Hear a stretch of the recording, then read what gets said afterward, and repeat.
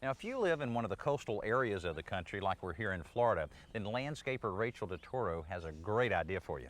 Danny, you are going to love this idea. Can you believe it's seaweed? How do you use seaweed around the house? I've never heard of this one. Well, it washes right up on the beach, right in our hometown, and it can be used for all kinds of things. It's very rich in minerals and potassium, which the plants need, and you use it for mulch. Okay, all right. Just spread it right over any vegetables or any other part of your yard, huh? I learned this trick from an older gentleman that grew the best tomatoes in our town. He always mulched his vegetable garden once a year with seaweed. Okay, what other ways can you use it then around the house? Oh, you can use it in the bottom of the pots to keep the soil from running out so fast. Instead of using like rocks, a lot of people use rocks, so you can use this in replacement Exactly, of that. that's much better. Okay. And you can use it again on top of the pot to keep the soil from washing away when you're out watering with your hose. Uh-huh.